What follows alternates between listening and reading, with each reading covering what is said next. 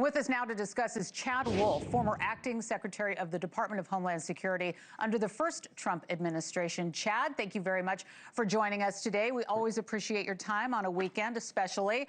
So let's first talk about this partial shutdown, because the bill the Senate passed only funds DHS for 2 weeks, as we heard Tom report.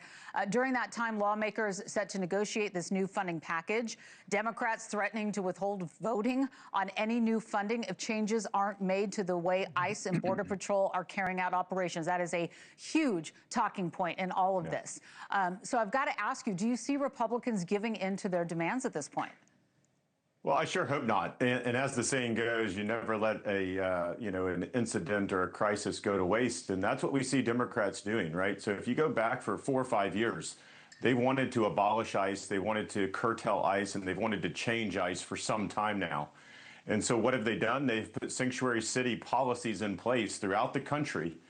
And so when an incident occurs and there's some chaos in those cities, the solution that they have is to curtail ICE even more.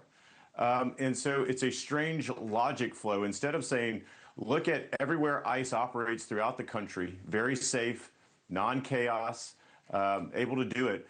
Let's actually replicate that in places like Minneapolis and elsewhere. Let's encourage cooperation with local police. And that's where you have the good connection with ICE and you don't see what's playing out on the streets. But instead they say, well, no, we've got to limit their authority. We've got to limit what they do, and we've got to make their jobs more difficult and more dangerous. That is the solution that Senate Democrats want to propose. Yeah, but what about a compromise, Chad? And couldn't there be one that would be made?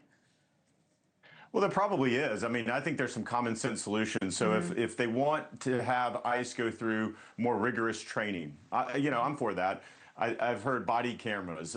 Sure, I think if you want to do that. But when they talk about having to have a judicial warrant for every arrest, well, they know what that means. They know that that means removing very few people, which is their ultimate goal, because they say it time and time again.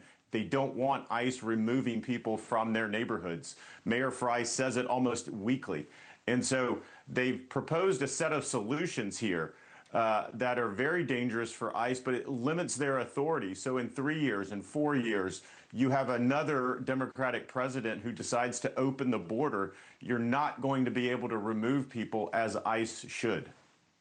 You know, independent journalist Don Lemon has been charged with violating freedom of religion. This is another big story that we've been watching develop over the last 48 hours, covering that protest at a Minnesota church earlier this month. A federal magistrate judge previously rejected those charges. A lot of people honing in on that part, but the DOJ now says a grand jury indicted Lemon. Lemon is defending his actions, saying he was just exercising his right to freedom of the press. And we all watched the press conference when he was released yesterday. Do you think it will be difficult at this point for federal prosecutors to prove he participated versus, acting as a journalist? Because this whole thing was live streamed, right? So it's all on record. How do you see it?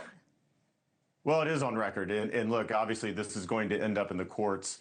A couple of thoughts. Obviously, you can protest outside of a church on public property, but a church is private property. So when you go in and you start to protest, you can't do that. That is against the law. And obviously, there are additional protections for places of worship as well.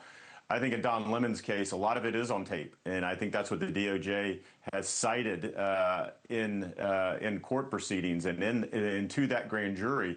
And the grand jury is in Minnesota. So they also looked at the evidence and said there's enough to take this forward. I think it boils down to, was he a journalist or was he not? And I think for some time he has not been a journalist and has been more of an activist. So I think there are things on that tape as it was being live streamed that DOJ is looking at and say, well, you're encouraging them to do this. You're sympathizing with them on the, you're doing all these different things that kind of put you more on the activist side than the journalist side. But again, this will obviously be up to a court and probably a jury. Absolutely. Well, we're going to see how it goes. And if you dissect that video, you can really see it for yourself. Chad Wolf, former acting secretary of DHS, thank you very much for your time. Always a pleasure to have you on the show. Thank you. Thank you for watching. Subscribe below and download our NewsNation app right now on your phone, and you will get fact-based, unbiased news for all Americans.